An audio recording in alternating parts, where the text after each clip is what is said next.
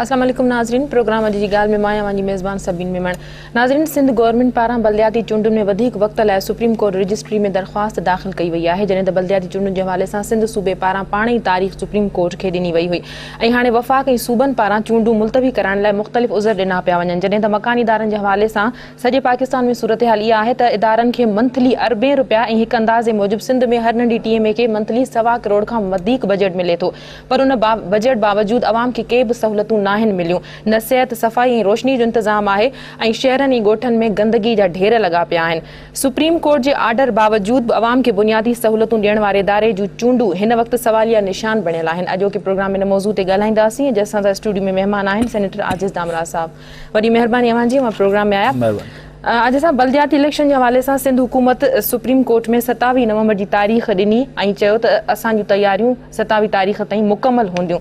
उनखां पोइ election commission चूंड शेड्यूल जारी कयो त इलेक्शन शेड्यूल जे जारी थियण खां पोइ इहा दरख़्वास्त ॾिनी वई आहे सिंध हुकूमत पारां त वधीक वक़्तु ॾिनो वञे, त पोइ 27 नवंबर जी तारीख़ छो ॾिनी वई हुई? ॾिसो, 27 तारीख़ जेका हुई उहा सिंध हुकूमत यकीनन ॾिनी, पर उनजो जेकॾहिं पस मंज़र ॾिसबो त उहा तारीख़ कंहिंजे चवण ते, मतिलबु डेट जेका थी, सिंध हुकूमत शुरू में जेको सुप्रीम कोर्ट में जेका डेट जी जेका ॾिनी हुई उहा हुई 23 डिसंबर। 23 डिसंबर ताईं सिंध हुकूमत जो सम्झो पे त डीलिमिटेशन वारो जेको प्रोसेस हो उहो कंप्लीट थी वेंदो ऐं उनखां पोइ बहितर अंदाज़ में लोकल बॉडी जी इलेक्शन तां वञी सघे थो। पर हुकूमत कोर्ट सगोरी इन ॻाल्हि ते इसरार पे कयो ऐं आऊं खणी एतिरो खणी चवां त बज़िद बि हुई त 23 डिसंबर खां अॻु में जेका तारीख़ ॾिनी वञे, पोइ यकीनन सिंध हुकूमत कोर्ट खे ओबे कंदे हिकिड़ी तारीख़ बिल्कुलु ॾिनी, पर उनखे हरूभरू लोह ते लीको सम्झी। ऐं उनखां पोइ जेको मेन जेको टेक्निकल प्रॉब्लम इहो थो अचे त जॾहिं डीलिमिटेशन अञा पूरी थिए कोन्हे, डीलिमिटेशन थियण बि तमामु ज़रूरी आहे। त असीं मादी जे जेके डीलिमिटेशन थियल हुयूं उनखां पोइ इलाही सारियूं आबादियूं वधनि थियूं पियूं, उनखे अञा वधीक बहितर अंदाज़ में करण जे लाइ काफ़ी यूनियन काउंसिलूं नयूं एडॉप्ट थियूं। हुकूमत पाण तारीख़ ॾिनी ऐं जेकॾहिं 23 डिसंबर जी तारीख़ ॾिनी त डिसंबर जो बिल्कुलु पछाड़ी वारो महीनो सुप्रीम कोर्ट चवंदी रही त हलंदड़ साल में ई मुमकिन बणायो वञे, त पोइ एॾो आख़िर में वञण जी कहिड़ी ज़रूरत हुई? तव्हां डिसंबर जो शुरूआती हफ़्तो ॾेई छॾियो। मूं अर्ज़ कयो त 23 डिसंबर हुकूमत ॾिनी ज़ारिया इलेक्शन में हिकिड़ी पॉलिटिकल पार्टी जे हैसियत सां ऐं इलेक्शन इंतिज़ामी हवाले सां हुकूमत इहो बहितर सम्झो पिए त हिन साल जे अंदरि इलेक्शन करणी आहे न। 23 डिसंबर हिन साल जी डेट आहे न, 2014 जी कान्हे, 2013 जे महीने जी तारीख़ आहे। इहो हींअर हिकिड़ो ख़दशो आहे, इहो हींअर हिकिड़ो ख़दशो आहे न, इहो हिकिड़ो ख़दशो आहे।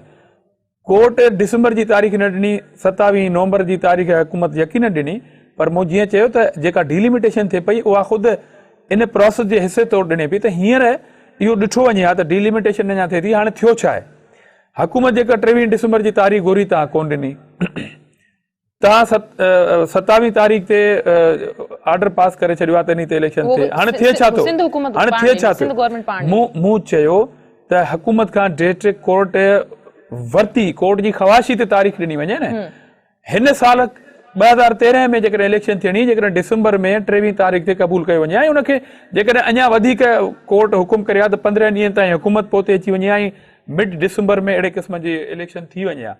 प्रॉब्लम इहो आहे त इलेक्शन कराइण खां कतन असां नाबेरी कोन था ॿारियूं, न ई असां इनकार था कयूं त इलेक्शन कोन्हे कराइणी। असां सियासी माण्हू आहियूं, इलेक्शन में वञण जे लाइ तयारु आहियूं, पर प्रॉब्लम इहो आहे त डीलिमिटेशन जेका आहे उहा 9 तारीख़ ते जेके एतिराज़ातनि ॿुधण जी आख़िरी तारीख़ आहे, 13 तारीख़ ते फाइनल डिसीजन अचणो आहे डीलिमिटेशन जे हवाले सां। उहो बि 1 नवंबर ते सिंध हुकूमत चयो त असां 1 नवंबर ते तकबंदियुनि जो कम कंप्लीट करे वठंदासीं, उहो बि न थियो, उनखे 13 नवंबर ते ई गायो वियो।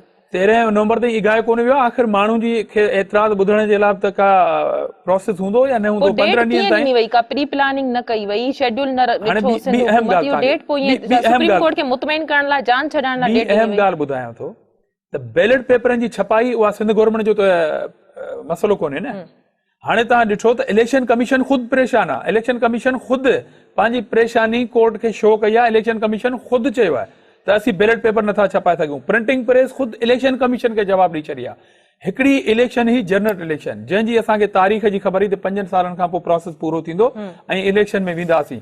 उनखां पोइ बि हींअर एतिराज़ात था अचनि त असां वटि उहा मसू ई प्रोवाइड कान हुई जंहिंजे बुनियादनि ते असां इलेक्शन कराई जेका। अॼु जॾहिं 5 सालनि जी उन तयारी जे बावजूद इलेक्शन कमीशन ते एतिराज़ था थियनि, ही जेको बैलेट पर पेपर ते जेको इलेक्शन इशू आहे कमीशन सिंध जॾहिं गवर्नमेंट जो सुप्रीम कोन्हे। कोर्ट खां वधीक वक़्तु 4 महीननि जी मोहलत घुरण जी दरख़्वास्त ॾिनी, जंहिंखे सुप्रीम कोर्ट रद्द कयो, उन खां पोइ इलेक्शन कमीशन त पंहिंजो शेड्यूल जारी कयो ऐं वफ़ाक़ी काबीना जे इदारनि खे चयो त भई तव्हां इहे शयूं प्रोवाइड कयो, मस जी फरहमी आहे, बैलेट पेपर आहिनि, इलेक्शन उहे कमीशन बि त गवर्नमेंट जा इदारा आहिनि इलेक्शन न। ॾिसो न, इलेक्शन कमीशन ख़ुदि मुख़्तार इदारो आहे। इलेक्शन कमीशन ख़ुदि मुख़्तार इदारो आहे, हुनजी पंहिंजी हिकिड़ी बजट आहे। हींअर तव्हां 9 ऐं 10 तारीख़ ते फॉर्म वसूल करण जी तारीख़ ॾेई छॾी आहे। तव्हां अॼु सिंध जे सर्वे करे ॾिसो त घणनि जाइनि ते बैलेट तव्हां पेपर जॾहिं 27 नवंबर जी तारीख़ ॾिनी त शेड्यूल त जारी थियणो हुयो न, केतिरो हुनखे डिले करे चवां थो सघिजे त इलेक्शन कमीशन प्रोवाइड त करे न, असां त हिकिड़ी एप्लीकेशन वरी कोर्ट खे ॾियूं था, थी सघे थो कोर्ट हुन ते एग्री न करे, क़ौमी असेंबली हिकिड़ी करारदाद ॾिनी आहे, थी सघे थो एग्री न करे, ऐं 27 नवंबर ते ई इलेक्शन प्रोसेस जेकॾहिं क़ौमी हलिणो आहे असेंबली में जेका करारदाद उहो उन्हनि पार्टियुनि ॾिनियूं आहिनि, उन्हनि पार्टियुनि जूं सूबनि में हुकूमतूं त आहिनि न, मतिलबु सियासी पार्टियूं ई नथियूं चाहिनि त को बलदियाती चूंडूं ॾिसो थियनि। कतन इहा ॻाल्हि इन सेंस में न वठणु खपे। मां त चवां त हलो जेकॾहिं बज़द आहे कोर्ट 27 तारीख़ ते इलेक्शन थियणी बि आहे, त मां त चवां त उन इलेक्शन जा जेके उनजो मटीरियल प्रोवाइड करणो आहे उहो त इलेक्शन कमीशन खे करणो आहे न। इलेक्शन कमीशन त चवे थी त असां कराईंदासीं, इलेक्शन इदारनि खे उन्हनि कमीशन हिदायत बि करे छॾी आहे, इदारनि एक्सक्यूज़ कयो इलेक्शन आहे। कमीशन सुभाणे, हाणे ॾिसो न अॼु पाण ही प्रोग्राम पिया कयूं, अॻिते हली जॾहिं हिन इलेक्शन जा जेकॾहिं नतीजा ईंदा न, तव्हां वरी चैनलनि ते सॼो ॾींहुं उनजी क्रेडिबिलिटी ते प्रोग्राम कंदव मादर सां, ऐं उनखां पोइ ख़ासि तौर ते सुभाणे वरी तव्हां सर्वे करे ॾिसजो त सिंध जे केतिरनि ज़िलनि केतिरनि तकनि में कहिड़ियुनि जाइनि ते बैलेट पेपर प्रोवाइड अची चुका आहिनि, ऐं सुभाणे जेकॾहिं फॉर्म वसूल करण जा जेके फॉर्म आहिनि न उहे केतिरनि जाइनि ते अची चुका आहिनि। छा इलेक्शन कमीशन इहा कंफर्म ॻाल्हि आहे त सभु सूबे जे अंदरि जेको आहे उहो फॉर्म उहो त इलेक्शन कमीशन जो कमु आहे, उहो करे बिल्कुलु कंदो ज़िमेदारी सां। तव्हां इहो ॿुधायो त तव्हां जॾहिं ॿुधणियूं हलनि पयूं, एतिरनि महीननि खां ॿुधणियूं हलनि पयूं, सूबनि खे चूंडूं न कराइणियूं हुयूं छा? मकानी चूंडनि जो टाइम बि गुज़री वियो, 4-5 साल थी विया त चूंडूं न थियूं, हुकूमतनि पंहिंजी तयारी छो न कई? त छा सूबा हिन वक़्त ताईं पंहिंजी तयारी मुकमल न करे सघिया? 4-5 साल थी विया। ॾिसो सिंध हुकूमत 23 तारीख़ ॾिनी ई इन करे, 23 तारीख़ ॾियण जो सबबु ई इहो हो, कारण ई इहो हो त डीलिमिटेशन करणी, ऐं डीलिमिटेशन खे नवंबर जी 14-15 तारीख़ ताईं असां महसूस पे कयो सिंध हुकूमत एसि ताईं अचिणो आहे। जॾहिं 15 नवंबर ताईं, हाणे 13 तारीख़ ताईं फाइनल हुनजी आहे, जेकॾहिं डीलिमिटेशन असां पूरी कयूं नवंबर ते, त उन खां पोइ असां इलेक्शन प्रोसेस में वञी पिए सघियासीं। हाणे प्रॉब्लम इहो आहे त 13 तारीख़ ते तव्हांजी डीलिमिटेशन वारी आख़िरी डिसीशन अचे थो, 9 तारीख़ ते तव्हां फॉर्म जेके आहिनि उहे ॾियण ऐं वसूल करण जी शुरू करे छॾिया आहिनि। सुभाणे जेकॾहिं का बि यूनियन काउंसिल जेका हींअर प्रोपोज़ल ठही थी वञे, ऐं मुंहिंजो वोट जेकॾहिं कंहिं हिकिड़ी यूनियन काउंसिल में आहे, हाणे उहा ठही कंहिं तक कंहिं ॿिए यूनियन काउंसिल में अची थो वञे, त वोटर वोट कीअं कंदो? इन लाइ त सूबनि खे तयारी करण जी ज़रूरत हुई न, त तकबंदियुनि जो अमल मुकमल कयो वञे, या जॾहिं सुप्रीम कोर्ट मुसलसल ॿुधणियूं करे पई ऐं इहो चवे पई त हलंदड़ साल जे आख़िर ताईं मुमकिन बणाए वञे, त सूबा सिंध गवर्नमेंट कुझु प्रोसेस को चुरपुर बि शुरूआत न कई। बिल्कुलु माना जॾहिं ऑर्डर थियो न खां पोइ चुरपुर आहे न, डीलिमिटेशन खे नज़र में रखी त असां 23 तारीख़ घुरी न, भला 23 तारीख़ घुरण ऐं डिसंबर में इलेक्शन कराइण में हर्ज कहिड़ो आहे? इन में कहिड़ी अना आहे? मादरस सां आउं सम्झां थो त उन्हनि इदारनि खे हिकु दफ़ो वरी जेकॾहिं सिंध गवर्नमेंट एप्लीकेशन ॾिए थी त माण्हुनि जे मुफ़ाद लाइ, वोटरनि जे मुफ़ाद लाइ त महीने ॾेढ जो वक़्तु दरकार आहे। 23 डिसंबर त गुज़िरियल 6 महीननि खां छो न तयारियूं शुरू कयूं आहिनि, जॾहिं मुसलसल ॿुधणियूं थियनि पयूं ऐं बलदियाती चूंडूं थियणियूं बि हुयूं। मुंहिंजी भेण ज़रूरी कोन्हे त 23 डिसंबर ॾे एतिरी लीनियंसी ॾे जो डीलिमिटेशन खां पोइ जो प्रोसेस ऐं शेड्यूल अचणु खपे। असांजी रिक्वेस्ट सिर्फ़ु इहा आहे, पर जेकॾहिं हरूभरू इलेक्शन कराइणी आहे, तव्हां ॾिसो हिकिड़ो बुनियादी हिकिड़ो उम्मीदवार खे हिकिड़ो आइनी तौर ते जो हक़ आहे त उहो पंहिंजी इलेक्शन कैंपेन हलाए, घटि में घटि 10 ॾींहंनि ताईं हलाए। पर हिते जेकॾहिं तव्हां 23 तारीख़ ते फाइनल था करियो ऐं 27 तारीख़ ते तव्हां पोलिंग था करियो, त सिर्फ़ु 4 ॾींहं था मिलनि। 4 ॾींहंनि में 48 कलाक अॻे इलेक्शन कैंपेन खे ख़तमु करणो आहे। माना तव्हां सिर्फ़ु 2 ॾींहंनि जो पीरियड था ॾियो कंहिं कैंडिडेट खे माण्हुनि ते वञण जे लाइ। 2 ॾींहंनि जो पीरियड आहे। आउं सम्झां थो त हिन इलेक्शन जी क्रेडिबिलिटी जे लाइ तमामु ज़रूरी आहे त उनखे टाइम पीरियड जेको आहे उहो महीने जे बजाए 15 या 20 ॾींहंनि ताईं घटि में घटि अॻिते खणी अचणु खपे। हिन साल में जेकॾहिं इलेक्शन कराइणी आहे त 23 तारीख़ जेका हुकूमत डेट ॾिनी उहा पंहिंजी सोच सम्झ मुताबिक़ ऐं पंहिंजी तमामु जेके उन्हनि खे लवाज़मात पूरा करणा उनजे मद्देनज़र इन तारीख़ जी डिमांड कई वई। उन में जेकॾहिं उहा तारीख़ ॾिनी वञे हा त उन में कहिड़ो हर्ज छा आहे? हर्ज छा आहे? जेकॾहिं उन तारीख़ ते सिंध गवर्नमेंट इलेक्शन न करे हा, तव्हां वरी सो मोटो एक्शन वठी छॾियो आहे ऐं तव्हां नोटिस गवर्नमेंट खे इशू करे छॾियो आहे, तव्हां इलेक्शन सुप्रीम कोर्ट तक गुज़िरियल 6 महीननि खां मुसलसल ॿुधणियूं करे रही। सूबनि पंहिंजो इन विच में को लाहे अमल का हिकमत अमली का प्लानिंग को न जोड़ी हुई त बलदियाती चूंडूं कराइणियूं आहिनि त कहिड़ियूं शयूं आहिनि के मुकमल कयो वञे ताकि सूबा प्रिपेयर हुजनि। हाणे पंजाब जे अंदरि छा थो थिए? 7 दिसंबर में लेला हुनखे, ठीकु आहे, बलोचिस्तान ऐं पंजाब खे हाई कोर्ट डिसीजन ॾिनो आहे त पार्टी बुनियादनि ते इलेक्शनूं कराई वञनि। जेकॾहिं डेट अची वई त हाणे हुन में मुदाख़लत छो थी आहे? हाई कोर्ट अहिड़े क़िस्म जी फ़ैसिलो छो ॾिनो आहे? कोर्टूं आज़ाद आहिनि। जेकॾहिं हुन अहिड़े क़िस्म जो डिसीजन ॾिनो आहे, हाणे नॉन पार्टी बेसिस ते कराइण जी ॻाल्हि कई आहे, त ज़ाहिर हाणे उहा असेंबली, उहो सूबो वरी कानून साज़ी कंदो। कानून साज़ी करण खां पोइ जेको आहे इलेक्शन जी डेट ॾींदो त वरी हुननि खे त टाइम मिली वियो हुयो न। पर जेकॾहिं लोह ते लकीर निकितल आहे 7 तारीख़ जी मिलियल आहे त पोइ हुननि खे अहिड़े क़िस्म जी ॻाल्हि करण जी वरी कहिड़ी ज़रूरत आहे? ॻाल्हि जो मक़सदु आहे त टेक्निकली शयुनि खे ॾिठो वञे ऐं हेॾी सारी असां ग्रास रूट जी इलेक्शन कराइण वञूं पिया। हुन में जेकॾहिं असां हरूभरू बदत रहियासीं त मां चयो त सुभाणे हिन इलेक्शन जी क्रेडिबिलिटी ते तमामु वॾो सवाल थींदो। सूबा किथे पिया कराइण चाहिनि त सुप्रीम कोर्ट हुकुम ॾिनो आहे, न त हलंदड़ साल बि न थी सघनि हा। 4-5 साल त गुज़री विया ऐं बलदियाती चूंडुनि जे हवाले सां गवर्नमेंट का बि अॻभराई न कई। सूबा न पिया कराइण चाहिनि, ठीकु आहे, थोरी देरि जे लाइ जेकॾहिं सूबनि जी नियत ते असीं ॻाल्हि करियूं त सूबा न पिया कराइण चाहिनि, मञियोसीं इन ॻाल्हि खे। पर जेकॾहिं सूबनि तारीख़ ॾेई छॾी दैट मीन्स त हू कराइण पिया वञनि ऐं तयारी कोन्हे। हाणे वरी दरख़्वास्त बि पाण ॾिनी आहे त असां तयार कोन्हे। पहिरीं इलेक्शन कमीशन ते मलबो उछलियो पियो वियो त इलेक्शन कमीशन जूं तयारियूं न आहिनि। जॾहिं इलेक्शन कमीशन शेड्यूल बि जारी करे छॾियो भई, उन खां पोइ हाणे इलेक्शन कमीशन शेड्यूल कीअं ज़ाहिर कयो आहे? तव्हांखे ख़बर आहे त इलेक्शन कमिश्नर जेका प्रेस कॉन्फ्रेंस कई आहे, हुनजी बॉडी लैंग्वेज छा आई, लबो लबाब छा हुनजो? वो इहो ई हो त असां रिक्वेस्ट कई कोर्ट खे त असां तयारी नथा करे सघूं। छा इलेक्शन कमीशन जा इहे बयान तव्हांजी नज़र मां न गुज़रिया हूंदा त असांखे मस्त प्रोवाइड कोन्हे? शेड्यूल त जारी करे छॾियो। मुंहिंजी भेण ॻाल्हि ॿुधो, जेकॾहिं कोर्ट जे हुकुम तहत ज़ारिया कोर्ट माई बाप आहे, हुनखे असां ओबे था करियूं। इलेक्शन कमीशन मजबूरन, मां लफ़्ज़ वरी इस्तेमाल थो कयां त मजबूरन इलेक्शन कराइण वञे पई ऐं हू प्राइवेट प्रिंटिंग प्रेसनि खां अहिड़े क़िस्म जा पेपर पई छपराए जेके अॻिते हली धांधली जो सबबु थींदा। इलेक्शन कमीशन चई छॾियो सुप्रीम कोर्ट खे त असां प्रिपेयर नथा थी सघूं, असां तयारु न आहियूं, इन टाइम जे अंदरि असां तयारियूं नथा मुकमल करे सघूं। कोर्ट चयो त करणी आहे त ठीकु आहे, करणी आहे। अॻिते हली जेकॾहिं कोर्ट सूबनि जी रिजेक्ट थी करे छॾे इन दरख़्वास्त खे त ज़ाहिर आहे सूबा इलेक्शन कराईंदा। पर सवाल इहो आहे त जेकॾहिं सिंध जे अंदरि डिलिमिटेशन 13 तारीख़ ते कंप्लीट थियणी आहे ऐं 9 तारीख़ खां जेकॾहिं शेड्यूल अची वियो ऐं उन खां सवाइ मुहर्रम जी तारीख़ आहे, 10 मुहर्रम ऐं 13 मुहर्रम ताईं असां वटि मज़हबनि में हिकिड़े क़िस्म जी अहिड़ी मूवमेंट थिए थी जो इन तारीख़ ते काफ़ी घणी आबादी आहे जेका अक़ीदत जे बुनियाद ते पंहिंजी तमामु एक्टिविटीज़ खे छॾे ॾींदी आहे। उहा ई ॻाल्हि आहे, विच में मुहर्रम जी तारीख़ूं बि अचनि पयूं त छा सिंध गवर्नमेंट बिना सोचण सम्झण जे त इहे छुटियूं थींदियूं? हाणे हिननि जो जवाब ॾिनो पियो वञे त मज़हबी अक़ीदो आहे त छुटियूं थींदियूं या माण्हू हुन में वर्क न करे सघंदो। अॻ में इहे ॻाल्हियूं सोची वियूं त 27 नवंबर जे विच में इहे डेटूं इहे ॾींहं बि अचनि। हाणे असां रिक्वेस्ट रखी आहे कोर्ट जे साम्हूं, ठीकु आहे। हाणे इन्हनि सभिनी मजबूरियुनि खे असां साम्हूं रखी छॾियो आहे। कोर्ट आला इदारो आहे न, हुकूमतूं ग़लतियूं करे सघनि थियूं, फर्द ग़लतियूं करे सघनि था, इदारा ग़लतियूं करे सघनि था। जेकॾहिं हाणे असां तारीख़ इहे सभई जेके उज़र आहिनि असां साम्हूं रखूं था त उन में कहिड़ी अबाकत आहे त जेकॾहिं इलेक्शन खे थोरो वक़्तु कयो वञे ऐं इन प्रोसेस खे चवे थो न त असां तयार न आहियूं, असांजी तयारी मुकमल न आहे। जॾहिं सूबो चए थो त मुंहिंजे चवण जो मक़सदु आहे त उनखे एक्सेप्ट कयो वञे, उन में अना ज़िद जी ॻाल्हि न रखे वञे। न सूबा माना कराइणी न पए चाहे न, 4-5 सालनि खां तारीख़ सूबनि ॾेई छॾी, तयारियूं न पे नज़र आयूं। सुप्रीम कोर्ट जे हुकुम जे बावजूद बि सूबनि तारीख़ ॾिनी। जेकॾहिं असां हरूभरू इन झेड़े में पई ऐं बज़ थी लकीर कढी बीठा हूंदासीं, सूबनि तारीख़ ॾेई छॾी, माना सूबा कराइण चाहिनि था। हाणे डिले बि सूबा ई पिया कनि न, माना करे त डिलिमिटेशन पूरी कान्हे न। तव्हां इलेक्शन कैंपेन जे लाइ सिर्फ़ 2 ॾींहं था ॾियो। छा पाकिस्तान जे अंदरि अहिड़ी का इलेक्शन पहिरीं थी आहे? करण कंहिंजो जॾहिं सूबनि जॾहिं तारीख़ ॾिनी त पोइ उनखे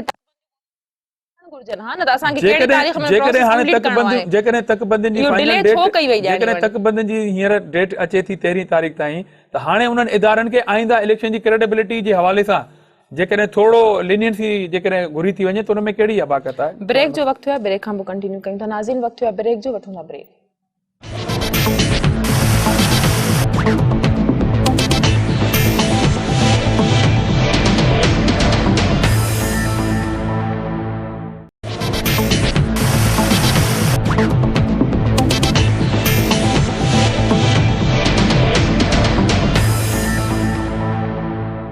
वेलकम बैक नाज़रीन। मुस्लिम लीग नून जी हुकूमत आहे सिंध में PTI बताए जेके वफ़ाक़ किरदार अदा कनि थियूं बल्दियाती कराइण चाहिनि थियूं उन्हनि ई ठहिराईंदो आहे त इन जो इहो ई पार्टियूं गॾियल तौर ते हुकूमतूं कनि थियूं त उहे ई नथियूं चाहिनि त चइनी सूबनि में मकानी चूंडूं थी सघनि। ॾिसो मकानी चूंडुनि खे मुलतवी कराइण जी या उनखे इनकार करण जी ॻाल्हि कान्हे का। मां जीअं पहिरीं अर्ज़ु कयो त हींअर इलेक्शन कराइण को इंतज़ामी तौर ते सिंध हुकूमत जो सब्जेक्ट न आहे, इलेक्शन कमीशन जो सब्जेक्ट आहे।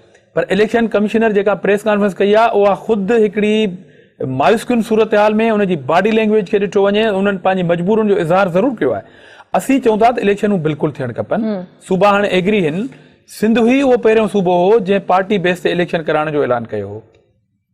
हुनजी सीरियसनेस खे तव्हां बिल्कुलु साम्हूं रखो न। नंबर ॿी ॻाल्हि आहे त हाणे जेकॾहिं बज़ थी इन ॻाल्हि ते बीह रहिजे त पहिरीं छो न करायूं, 6 महीना अॻे छो न करायूं। पर हींअर जेकॾहिं हुन प्रोसेस में हली पियो आहे, हिकिड़ी गाॾी हली पई आहे, त उन में हिन इलेक्शन जी बद इंतज़ामियूं सुभाणे जेके साम्हूं ईंदियूं, जेके तकड़ वारे हिसाब सां, ऐं सुभाणे जेकॾहिं क्रेडिबिलिटी ख़राब थी त पोइ तव्हां उथंदे ई हिन इलेक्शन जे किरदार खे हिकिड़ो मशकूक करे छॾियो त बैलेट पेपर जेके प्राइवेट प्रिंटिंग प्रेस सां छपजनि था। इलेक्शन कमीशन छा चयो आहे तव्हांखे? इलेक्शन कमीशन हुन चयो आहे त जेका हुनजी सरकारी जेका प्रिंटिंग प्रेस आहे हुन जवाब ॾेई छॾियो आहे एतिरी तइदाद में बैलेट पेपर छपाइण जो। हाणे उहो मजबूरनि हुननि सरकार खे रिक्वेस्ट कई आहे, वफ़ाक़ी सरकार खे, त असांखे प्राइवेट प्रिंटिंग प्रेस मां छपाए ॾियो, जंहिंजी ज़िम्मेवारी वफ़ाक़ी सरकार जवाब ॾेई छॾियो आहे त असीं न खणंदासीं, सुभाणे असांजी क्रेडिबिलिटी ख़राब थींदी, इल्ज़ामात लॻंदा। मसइलो इहो आहे त असीं तयारु आहियूं 27 तारीख़ ते जेकॾहिं रिजेक्ट थिए थी सिंध हुकूमत जी जेकॾहिं हीअ दरख़्वास्त, त असां इहो क़तन कोन था चऊं त असीं इलेक्शन जो हिसो कोन रहंदासूं या बाइकाट कंदासूं या इलेक्शन में कोन वेंदासूं। इलेक्शन कराए थी इलेक्शन कमीशन, असीं हुन में बिल्कुलु हिसो वठंदासीं। पर चवण जो मक़सदु इहो आहे त जेकॾहिं सुभाणे डिलिमिटेशन जे हवाले सां माण्हुनि खे इहा ख़बर ई न पई त मुंहिंजो हींअर वोट कहिड़ी यूनियन काउंसिल में आहे, सुभाणे माण्हू सफ़र कंदा इलेक्शन जे ॾें, असांजी हिन ॻाल्हि खे रिकॉर्ड ते रखियो वञे त सुभाणे माण्हू सफ़र कंदा। इन करे असां चवंदा त थोरी लीनियंसी ॾिनी वञे, जेकॾहिं सूबा घुरनि था तव्हांखां डिमांड था कनि त असीं इलेक्शन कराइण जे लाइ तयारु आहियूं, हीअ प्रोसेस कंप्लीट थिए, मोहरम जूं विच में अची थी वञे, ॾहों अची थो वञे, कंप्लीट थिए, असीं इलेक्शन कराइण जे लाइ तयारु आहियूं। वक़्त ते मुकमल थियनि हा या मोहरम जी तारीख़ुनि खे नज़र में रखियो वञे हा। 27 नवंबर आहे, जॾहिं तव्हां दिसंबर जे फर्स्ट वीक चओ था तव्हां माज़ी जी ॻाल्हि था कयो न, मां बिल्कुलु 27 नवंबर जी ॻाल्हि, तव्हां माज़ी जी ॻाल्हि था कयो त करायूं वञनि हा। असीं मुस्तक़बिल जी ॻाल्हि था कयूं त कराइण वञूं पिया, असांखे थोरो स्पेस खपे ताकि हीउ जेको प्रोसेस आहे डिलिमिटेशन वारो ऐं मुहर्रम वारो गुज़री वञे, ऐं उम्मीदवारनि खे माण्हुनि वटि वञण जे लाइ 10 या 12 ॾींहं जेके आइनी तौर ते हुनखे मिलणु खपनि, उहो हुनखे स्पेस मिलणु खपे। असीं मुस्तक़बिल में हिकु बहितर अंदाज़ में इलेक्शन कराइण जी ॻाल्हि था कयूं, जेका साल ऐं 6 महीने 3 महीने जी ॻाल्हि कोन था कयूं। हिन साल जी एंड जी ॻाल्हि करियूं था त एतिरी लीनियंसी ॾिनी वञे जीअं इलेक्शन कमीशन ख़ुदि कंफर्टेबल महसूस करे ऐं बहितर अंदाज में इलेक्शन कराए सघे। सुभाणे इहे सॼियूं कंप्लेंट्स वरी केॾां वेंदियूं, इलेक्शन कमीशन इलेक्शन कमीशन पाण अञा अवाम जो शिकार हुजे, जेको ख़ुदि मुख्तार इदारो आहे जंहिंखे इलेक्शन कराइणी आहे, उहो पाण अञा सवालिया निशानी ते बीठो हुजे। इलेक्शन कमीशन छा चयो आहे? इलेक्शन कमीशन त वाज़े है कम आदि शेड्यूल भी जारी करे छडियो। इलेक्शन कमीशन जी बॉडी लैंग्वेज, इलेक्शन कमीशन जी बॉडी लैंग्वेज, उन बावजूद सुप्रीम कोर्ट जे हुकुम खे इलेक्शन कमीशन पंहिंजी हा कई आहे, उन शेड्यूल जारी करे छडियो। इलेक्शन कमीशन पाण ता ज़िम्मेवारी उछलाए छडी, इन करे उछलाए छडी त हुन हिकिड़ो दफ़ो सुप्रीम कोर्ट खे रिक्वेस्ट कई आहे। इहो त तव्हांजी नॉलेज में आहे न, 2-3 ॾींहं खे रिक्वेस्ट छो कयूं? इन करे त हुननि महसूस पियो कयो त इन डेट जे अंदरि तयारी उन हिसाब सां कंप्लीट न थी सघंदी। जेकॾहिं सुप्रीम कोर्ट उन दरख़्वास्त खे रद्द करे छॾियो, हाणे इलेक्शन कमीशन चए थी त मूं वटि ॿियो को इख़्तियार ई कोन्हे, ऐं बंदि गली में बि इलेक्शन कराइण जे लाइ तयारु आहियां। असांजे चवण जो मक़सदु इहो आहे त उन ऑनरेबल सुप्रीम कोर्ट खे इलेक्शन कमीशन खे कंफर्टेबल छॾणु खपे, ताकि सुभाणे हिननि इलेक्शनुनि ते जेके एतिराज़ात दाख़िल थींदा उहे वरी चीफ इलेक्शन कमिश्नर वटि वेंदा, सूबाई इलेक्शन कमिश्नर वटि वेंदा। इन करे असीं चऊं था त हुननि मजबूरन चीफ इलेक्शन कमिश्नर 3 ॾींहं अॻे जेका प्रेस कॉन्फ्रेंस कई, उन मीडिया खे ॿुधायो त बाबा सुप्रीम कोर्ट मुंहिंजी न ॿुधी। जेकॾहिं इलेक्शन कमीशन ईअं ई जेकॾहिं प्रिपेयर हुजे त पोइ सुप्रीम कोर्ट में छा ला वई इलेक्शन कमीशन? अच्छा, जहिड़ी तरह सियासी पार्टियूं बल्दियाती चूंडूं मुलतवी कराइण जे हवाले सां गॾिजी वञनि थियूं, ठहरा पास कनि थियूं, सूबाई हुकूमतूं बि सुप्रीम कोर्ट जे हुकुम ते अमल करण बजाए मोहलत घुरण जी दरख़्वास्त ॾियनि थियूं, कॾहिं बि चूंडूं कराइण जे हवाले सां सियासी पार्टियूं पाण में न गॾिजियूं आहिनि, कॾहिं का अहिड़ी हिकमत अमली न ठाही आहे त भई बल्दियाती चूंडूं कराइण बि ज़रूरी आहिनि, अवाम खे बुनियादी सहूलियतूं मिलणु घुरिजनि, इन हवाले सां का प्लानिंग कई वञे, का हिकमत अमली जोड़ी वञे, पाण मुरादो का कोशिश कई वञे? ॾिसो, सियासी पार्टियुनि पंहिंजी मैच्योरिटी जो मुज़ाहिरो कयो, ऐं जेका लास्ट असेंबली पूरी थी उनमें प्रेसिडेंट आसिफ अली ज़रदारी साहब एक्स प्रेसिडेंट ऐं पीपुल्स पार्टी हिकिड़ी नई रिवायत रही त असां हिकिड़ो कलाक बि शेड्यूल खां पोइ कोन थियासीं ऐं असां चाहियो त इलेक्शन थियणु खपे, उन जा नतीजा कहिड़ा बि अचनि, माण्हू वरी हिकु दफ़ो ॿीहर उन रूलिंग पार्टी खे वोट ॾियनि था नथा ॾियनि, कतई नज़र असां उन प्रोसेस खां इनकार कोन कयो। ही डिलिमिटेशन हलनि पियूं, हिन में इलेक्शन मुलतवी कराइण जी कतन ॻाल्हि कान्हे का, त इलेक्शन खे कैंसिल करे छॾियो, बलदियाती इलेक्शनूं असीं करायूं कोन था, या सियासी पार्टियुनि जो इंटरेस्ट कोन्हे या हुकूमतुनि जो इंटरेस्ट कोन्हे, इहो बहस ई कोन्हे। हुकूमतन कोशिश न वती एतरी सरगर्मी जेका चूंडूं में डिले करण जे हवाले सां ॾेखारी पई वञे, मुख़्तलिफ़ बहाना ॾिना। मुंहिंजे चवण जो मक़सदु आहे त जेकॾहिं 15 ॾींहं या 20 ॾींहं पोइ इलेक्शन करे कंफर्टेबल नमूने सां इलेक्शन कराइण में कहिड़ो हर्ज आहे, सवाल इहो आहे। उहो बि सुप्रीम कोर्ट जी मुदाख़लत खां पोइ तव्हां तारीख़ ॾिनी न। मुंहिंजो सवाल इहो आहे त कॾहिं पाण पार्टियुनि पारां कॾहिं इहा सरगर्मी न ॾेखारी त भई बलदियाती चूंडूं थियण घुरिजनि। हाणे तव्हां शेड्यूल अचण खां पोइ ज़ाती तौर ते ॻोठनि जी सूरत-हाल ख़राब तव्हां ज़ाती तौर ते इलेक्शन शेड्यूल अचण खां पोइ ज़ाती तौर ते तव्हां बीइंग ए शहरी, बीइंग ए वोटर, इन ॻाल्हि खे बहितर सम्झो था त इलेक्शन कैंपेन हलाइण जे लाइ सिर्फ़ 2 ॾींहं मिलिया वञनि, पाकिस्तान जी तारीख़ जूं मुनफरिद इलेक्शन। इन में कोताही कंहिंजी आहे? मां चवां थो त उनमें जॾहिं वक़्तु घुरियो थो वञे, डेट उन तरह सां ॾिनी वञे, विच में ख़्याल रखियो वञे छुटियुनि जो। जेकॾहिं वक़्तु घुरियो थो वञे त उनमें ख़राबी कहिड़ी आहे? वक़्तु त हमेशह टारण जी कोशिश कई वई आहे न, टारण जी त सुप्रीम कोर्ट जे हुकुम खां पोइ मजबूरन तारीख़ ॾिनी वई न, तारीख़ ॾिनी वई न। हाणे असां चऊं था त उनमें तयारियूं मुकमल नथियूं थी सघनि, उनमें डिलिमिटेशन त हले थी न। हिकिड़ी ॻाल्हि मफ़रूज़नि ते हूंदी आहे, हिकिड़ी ॻाल्हि मफ़रूज़नि ते हूंदी आहे त ही साईं डेट इन करे कैंसिल कयो त असांखे डिलिमिटेशन कराइणी आहे, असांखे फलाणो फलाणो प्रोसेस कराइणो आहे, पोइ असीं इलेक्शन कराईंदासीं। पर हू त अंडर प्रोसेस आहे न, हिकिड़ो जेको तव्हांजो डिलिमिटेशन वारो कमु अंडर प्रोसेस आहे। तव्हां ॾिसो पिया हिकिड़ा डिलिमिटेशन जा एतिराज़ात ॿुधण जी तारीख़ 9 तारीख़ आख़िरी रखी वई आहे, उनमें 13 तारीख़ जेको आहे फाइनल अचणा आहिनि, उहे त हलनि पिया न, एतिराज़ात हलनि पिया, सॼी सिंध में रिपोर्ट अचे पई हलनि पिया। हाणे ॻाल्हि मथे ते अची वई, उन खां पोइ सूबनि पारां मूंखे इहो ॿुधायो त 4-5 साल हाणे ज़िद खे न करणु खपे, हाणे ज़िद न करणु खपे। ॾिसो 5 साल गुज़री विया हलिया, असीं उन ते जेकॾहिं बहस कंदासूं त असां अॻिते वारी ॻाल्हि करे कोन सघंदासीं न।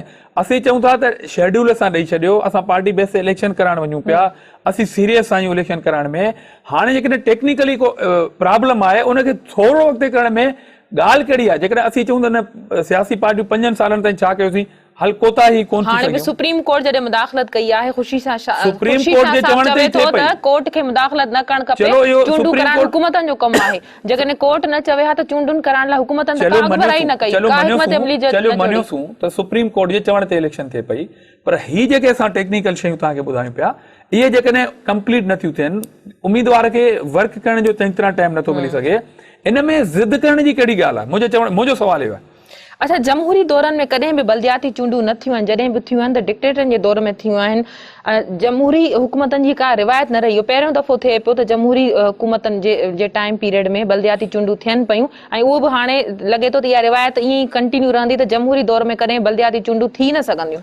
जमहूरी दौर में हींअर इलेक्शन थियण वञनि पियूं ऐं उनखे बहितर अंदाज़ में थियण ॾिनो वञे त बहितर आहे। अच्छा, ईअं त कोन्हे त बलदियाती इदारनि जा नुमाइंदा चूंडजी ईंदा त पोइ अवाम खे उन्हनि ताईं रसाई कंदो, MNA या MPS ताईं अवाम न वेंदा, अवाम जा नंढा नंढा बुनियादी कम हूंदा, सफ़ाई सुथराई, गटर नाली जात, अवाम उन्हनि ताईं रसाई कंदो, ओॾां वेंदो, हिननि जूं ओताकूं ख़ाली थी वेंदियूं। ॾिसो, मां सम्झां थो त इलेक्शन प्रोसेस ते माण्हू जो हिकिड़ो वोट थिए थो, उनखे जेकॾहिं असां हिकिड़े नेगेटिव पर्सपेक्ट में जेकॾहिं पेश कंदासूं त पोइ ज़ाहिर हर माण्हू जी पंहिंजी राय आहे। बहरहाल इलेक्शन प्रोसेस आहे, इलेक्शन में माण्हू वोट कनि था, ऐं तव्हांखे हिकिड़ी मज़े जी ॻाल्हि ॿुधायां त तव्हांखे ज़रूरु ख़बर हूंदी त माण्हू जेकॾहिं छा वोट कनि था त माण्हू पंहिंजे उम्मीदवार खे नथा चवनि छा, या जेको काउंसलर आहे, जेको चेयरमैन आहे या नाज़ुम आहे, तव्हां सम्झो था त जेकॾहिं सियासी माण्हू मुकमल तौर ते अवाम खां लातुलुक आहे, इहे कतन कोन्हे चवण जी हद ताईं बहितर इहो माण्हू चई सघे थो। नंबर ॿी ॻाल्हि, तव्हां जीअं चओ त अवाम जा जेके नुमाइंदा चूंडजी ईंदा, मुंहिंजी रिक्वेस्ट इहा आहे, मुंहिंजो अर्ज़ु इहो आहे त अवाम जे उन नुमाइंदनि खे चूंडण जो जेको प्रोसेस आहे उनखे बहितर ट्रांसपेरेंट अंदाज़ में करणु ॾिनो वञे। बराए महिरबानी उन्हनि खे कंप्लीट प्रोसेस करणु ॾिनो वञे। माण्हू खे सुभाणे पोलिंग वारे ॾींहुं 27 तारीख़ ते रुलायो न वञे त हुनजो वोट हिकिड़ी यूसी में आहे, हाणे वञे पियो कंहिं ॿी यूसी में, कंहिं ॿी पोलिंग ते वोट ॾियणु। माण्हू सफ़र कंदा पोलिंग वारे ॾींहुं, इन करे इन्हनि सभिनीनि शयुनि खां बचण जे लाइ बैलेट पेपर तव्हांखे कोन मिली सघंदा। मां दावा सां थो चवां त सुभाणे सिंध जे काफ़ी हदनि ते तव्हांजा फॉर्म कोन मिली सघंदा। केतिरो वक़्तु खपे, केतिरा फॉर्म ॾियण ॾिसो, फॉर्म ॾियण सिंध हुकूमत जो कमु कोन्हे। इलेक्शन कमीशन तव्हां चओ था न, इलेक्शन कमीशन शेड्यूल ॾेई छॾियो आहे। हाणे सुभाणे जेकॾहिं शेड्यूल ते इलेक्शन कमीशन पूरी नथी लहे त हिकिड़ो सवाल त पैदा थींदो न। सूबनि जी बि तयारी कोन्हे, सूबो तो पंहिंजो कमु करे। ॾिसो, असीं इंतज़ामी तौर ते इन ॻाल्हि में सिंध हुकूमत त हींअर कान्हे न, इंतज़ामी तौर ते हींअर ज़िम्मेवार आहे इलेक्शन कमीशन। जेकॾहिं सुभाणे इलेक्शन कमीशन जो जेको बैलेट पेपर उहो कंहिं प्राइवेट प्रिंटिंग प्रेस सां छपजी आयो ऐं सुभाणे हुन ते धांधली जो इल्ज़ाम लॻो त उहो सूबनि ते कोन लॻंदो, हुकूमतुनि ते कोन लॻंदो, इलेक्शन ब्रेक कमीशन जो वक़्तु है, ब्रेक खां पोइ कंटिन्यू कयूं था। नाज़रीन, वक़्तु है ब्रेक जो, वठूं था ब्रेक।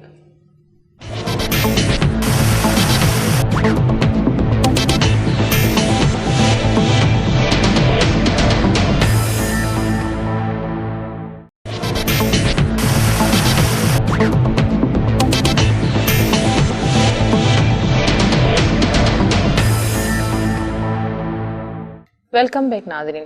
आज साहब जेकॾहिं चूंडूं न थियूं आहिनि मकानी इदारनि जूं, लोकल गवर्नमेंट आहे, हिकिड़ी विज़ारत आहे, इदारो कमु करे थो, उन्हनि जा ऑफिसर बि कमु कनि था, उन्हनि खे रेगुलर बजटूं बि मिलनि थियूं, पर पोइ बि डेवलपमेंट किथे नज़र नथी अचे, अवाम खे सहूलियतूं नथियूं मिलनि, रोड रस्ता घिटियूं नालियूं रोशनी सफ़ाई जो को इंतज़ाम नथो नज़र अचे। ईअं छो? इन ते हुकूमत बि संजीदा न आहे, हुकूमत जी ख़ामोशी छो आहे? आउं सम्झां थो त 100% का बि शइ पॉज़िटिव ऐं 100% का बि शइ नेगेटिव कोन हूंदी आहे। पीपल्स पार्टी जी हुकूमत हुई लास्ट 5 साल, ऐं हींअर पीपल्स पार्टी वरी जेकॾहिं हुकूमत में आई आहे त उहा को बैकडोर खां कान आई आहे, इन्हनि माण्हुनि जे वोट जे प्रोसेस सां, इन्हनि पोलिंगनि जे प्रोसेस सां, इन इलेक्शन जे प्रोसेस सां आई आहे। जेकॾहिं 100% असीं हिन ॻाल्हि खे चऊं त नालियूं रोड रस्ता बिजलियूं कोन्हनि ऐं माण्हुनि सां राब्तो कोन हो ऐं बसि ईअं ई पोइ वरी माण्हू छो थो चूंडिजी अचे, इन करे आउं क़तन इन ॻाल्हि जी दावा बि नथो कयां त को 100% बिल्कुलु ठीकु आहे सिस्टम, नाली बि ठहियलु हूंदी ऐं बिजली बि हूंदी ऐं बल्ब बि लॻल हूंदो, अहिड़े क़िस्म जो कोताहियूं जिथे जिथे माण्हू उन अहले मोहल्ला या उन इलाइक़े ऐं उन तक जा माण्हू एक्टिव थियनि था, पंहिंजे नुमाइंदे ते उन्हनि जो प्रेशर आहे, उनखे अहिड़े क़िस्म जी रिज़ल्ट मिलंदी। ऐं किथे किथे यकीननि कोताहियूं हूंदियूं, जेकॾहिं आउं चैनल ते वेही तव्हां सां इहा ॻाल्हि कयां त 100% बिल्कुलु खीर जूं नदियूं वहंदियूं हूंदियूं, त माज़रत सां ईअं बि न हूंदो। नंबर ॿी ॻाल्हि त मुंहिंजे चवण जो मक़सदु सिर्फ़ु इहो आहे त जमहूरी दौरनि ते हिकिड़ो इल्ज़ाम हो त जमहूरी दौरनि जे अंदरि इलेक्शनूं कोन थींदियूं, पर जेकॾहिं जमहूरी दौरनि जे अंदरि हाणे इलेक्शनूं थियण वञनि पियूं त उनखे थोरो मां हिकिड़ी ॿी ॻाल्हि थो कयां, मूंखे ख़दशो कंहिं ॻाल्हि जो, मूंखे ख़दशो सिर्फ़ु इन करे आहे त जमहूरी दौर जे अंदरि थींदड़ इलेक्शनुनि खे जेकॾहिं ईअं असां तकड़ जे अंदरि इलेक्शन कमीशन खे बि बंदि गली में बीहारे जेकॾहिं इलेक्शनूं कयूं ऐं सुभाणे जेकॾहिं क्रेडिबिलिटी ते सुवाल उथियो त सुभाणे आउं सम्झां थो त हिकिड़ो वॾो तूफ़ान उथंदो ऐं पोइ इहा ॻाल्हि थींदी त जमहूरी जेके दौरनि जे अंदरि इलेक्शनूं नथियूं थी सघनि, क्रेडिबल इलेक्शनूं नथियूं थी सघनि। इन करे मां चयो आहे त ही रुगो सिंध हुकूमत जो या सूबे जी या हुकूमतुनि जो ॻाल्हि कोन्हे जो असां चऊं त हुकूमतूं ऐं सियासी पार्टियूं इलेक्शनूं नथियूं कराइण चाहिनि, जो सुप्रीम कोर्ट में वयूं ऐं करारदातूं मंज़ूर पियूं कराइनि। हीअ त ख़ुदि उहो इदारो सुप्रीम कोर्ट में वियो आहे त असांखे थोरो टाइम पीरियड ॾियो, छो जो असांखे एतिरे लखनि करोड़नि जी तइदाद में 52 लख मुंहिंजे सम्झण जी कोशिशि कयो ॻाल्हि खे।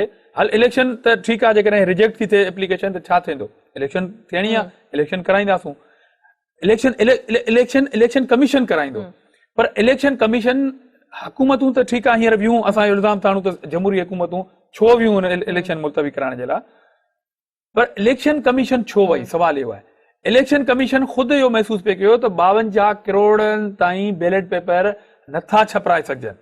नंबर हिकिड़ी ॻाल्हि त जेकॾहिं 23 तारीख़ ते तव्हां ॿिनि सूबनि खे तारीख़ ॾिनी न, हिकिड़े सूबे ते अञा पंहिंजो कानून ई कोन ठाहियो आहे, ख़ैबर पख्तूनख्वा, बलोचिस्तान ऐं पंजाब में तव्हां डेट ॾेई छॾी, जेकॾहिं सिंध खे बि तव्हां हिकिड़ी डेट ॾेई छॾियो आहे, 10 ॾींहंनि जी ॻाल्हि हुई, ताकी टिनी सूबनि में बेवक़्तु जेको आहे सो इलेक्शन थियणु खपे।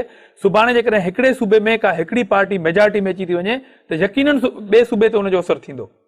इन करे न सॼी शइ खे कवर ॾियण जे लाइ असां चवंदा त असांजी एप्लीकेशन ते त बिल्कुलु तनक़ीद थियणु खपे त भई तव्हां हुकूमतूं तयारु कोन्हनि, छो तयारु कोन्हनि, तयारी छो कोन कई, असां त छॾे ॾियो, पर जंहिं इदारे खे शेड्यूल ॾियणो हो उन जे लाइ त इहे मजबूरियूं कोन हुयूं न इलेक्शन कमीशन जे लाइ। इलेक्शन कमीशन जी ॻाल्हि थो कयां, शेड्यूल हुननि पोइ ॾिनो आहे न, पहिरीं त हू कोर्ट में विया आहिनि, उन्हनि जी दरख़्वास्त रिजेक्ट थी आहे, पोइ ॾिनो अथव।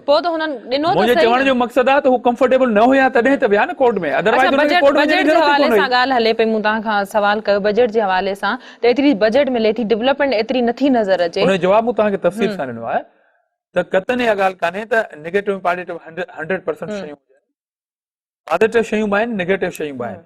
मूं चयो त काफ़ी जाइनि ते अहिड़े क़िस्म जूं शिकायतूं हूंदियूं, काफ़ी जाइनि ते बेटर अंदाज़ में कमु थींदो हूंदो, पर चूंडियल नुमाइंदनि पारां बि कॾहिं न ते आवाज़ न उथारे वियो, हुकूमत बि कॾहिं ॿुधाइण जी कोशिशि न कई त हर टीएमए खे सिंध में घटि में घटि 1.25 करोड़ खां मथे बजट मिले थो। ऐं सम्झां थो त रूलिंग पार्टी जो वरी अचणु कंहिं सूबे में उहो एतमाद हुजे थो उन सूबे जे अवाम जो। जेकॾहिं वरी माण्हू आयो आहे त मूं अर्ज़ु कयो तव्हांखे त त प्रोसेस तहत आया आहियूं, वोटनि तहत आया आहियूं ऐं माण्हुनि वरी एतमाद कयो आहे। कोताही जी निशानदी थियणु खपे, टीवी टॉक शो में थियणु खपे, मुज़ाहिरो करे करणु खपे, अख़बारुनि में अचणु खपे, कंटिन्यू अहिड़े क़िस्म जो प्रेशर पंहिंजे नुमाइंदे ते हुअणु खपे। इन ॻाल्हि खां असीं इनकार ई कोन था करियूं न त 100% जेकॾहिं आउं दावा कयां त मूं पंहिंजे ज़िले सांगड़ खे 100% ठीकु करे छॾियो हूंदो, ईअं कतन कोन हूंदो। कंहिं मोले जी सही ख़िदमत थी सघी हूंदी त को रहिजी वियो हूंदो। इहा हिकिड़ी फिनामिना आहे सोसाइटी जी, लाइफ जी। अहिड़े क़िस्म जा सवाल अमीरुल मोमिनीन हुकूमत कंदो तॾहिं थींदा रहंदा। असांखे बहरहाल बहितर अंदाज़ में माण्हुनि जी ख़िदमत थियणु खपे ऐं जमहूरी दौर जे अंदरि जंहिं ते हेॾी सारी कंप्लेन आहे त इलेक्शनूं कोन पिया कराइनि, जेकॾहिं इलेक्शन ॾांहुं वञनि पिया त हुनखे थोरी लीनियंसी मिलणु खपे। असीं कोन था चऊं, ख़ुदि इलेक्शन कमीशन वई आहे कोर्ट जे अंदरि, जेकॾहिं तव्हां चओ था त हुननि शेड्यूल ॾेई छॾियो। मां चवां थो ॾिसो न, ॻाल्हि माना सवाल इतां ई थो पैदा थिए, सवाल इतां पैदा थिए थो त इलेक्शन कमीशन जेकॾहिं हुनखे वञण जी ज़रूरत छो महसूस थी, छो महसूस थी वञण जी? कंफर्टेबल न हुया। अल्लाह अकबर, सूबनि खे त तव्हां न, सूबनि त हींअर बि तयारियूं कोन्हनि, न न सूबनि जी तयारियूं हींअर बि कोन्हनि, पोइ इलेक्शन कमीशन शेड्यूल छो ॾिनो आहे? रिव्यू में वञे न इलेक्शन कमीशन, त बाबा सूबनि जी तयारी कोन्हे, असां सूबनि जी तयारी न हुअण जो बेस ठाहे तव्हांखे एप्लीकेशन ॾिनी, हुननि जो इहो बेस ई कोन्हे। इलेक्शन कमीशन जेका आहे, इलेक्शन कमीशन चए थी असां वटि मस कोन्हे, इलेक्शन कमीशन चए थी असां वटि मस कोन्हे, उहो सूबनि जो मसइलो कोन्हे, इलेक्शन कमीशन जो मसइलो आहे। इलेक्शन कमीशन चए थी असां वटि बैलेट पेपर कोन छपजी सघंदा उन तइदाद में, इहो सूबनि जो मसइलो कोन्हे, इहो इलेक्शन कमीशन जो मसइलो आहे। इहा रिक्वेस्ट खणी वई सुप्रीम कोर्ट में इलेक्शन कमीशन, उन्हनि रिजेक्ट कई, ही वरी वञनि न रिव्यू में, पर हिननि हाणे छा इलेक्शन कमीशन छा कयो आहे, हिननि पंहिंजी सॼी ज़िम्मेवारी उछलाए हणी छॾी आहे त बाबा जीअं वणेव तीअं इलेक्शन कराए ॾियो। मुंहिंजे चवण जो मक़सदु आहे त जीअं वणेव, यकीनन सूबानि जी जेकॾहिं तयारी न हूंदी, तयारी मुंहिंजे चवण जो मक़सदु आहे त डिलिमिटेशन न थियण जे करे सुभाणे माण्हुनि खे जेको वोट आहे न उनमें तकलीफ़ थींदी। तव्हां ॿ ॾींहं ॾियो था इलेक्शन कैंपेन जे लाइ, पाकिस्तान जी तारीख़ जी मुनफरिद सालनि खां एतिरे वक़्त खां न इलेक्शन कमीशन पारां न वरी सूबनि पारां। मां चवां थो त छो वारो सवाल जी हींअर अहमियत ई कान्हे, छो वारे सवाल जी हींअर अहमियत कान्हे। हींअर त डेट ॾेई तयारी करे ऐं इलेक्शन प्रोसेस में वियासीं ऐं चयोसीं त सिंध वाहिद सूबो जेको पार्टी बुनियादनि ते इलेक्शन कराइण जे लाइ वियो पिए, सुप्रीम कोर्ट हुनजी तारीफ़ कई आहे त तव्हां इलेक्शन में वञो पिया, पर जेकॾहिं हुन में थोरो टाइम ॾियण जी जेका ॻाल्हि आहे, हाणे अचो पाण सभई पूरी सोसाइटी इहो चए त हा जेकॾहिं सूबा हींअर तयार आहिनि इलेक्शन कराइण जे लाइ, हा जेकॾहिं सूबनि तयारी पंहिंजे कनि पिया त हुनखे थोरो टाइम ॾिनो वञे। जेकॾहिं बज़ थी बंदि गली में बि इलेक्शन कराईंदो, सुभाणे इलेक्शन हुन ते हिकु न हज़ारे सवाल उथंदा। वॾी महिरबानी अवां जी, मां प्रोग्राम में आया। नाज़रीन, अॼु जी ॻाल्हि प्रोग्राम जो वक़्त हिते ख़तम थो थिए। पंहिंजी मेज़बान सभिनी मेमण खे ॾींदा इजाज़त। अल्लाह वाहे।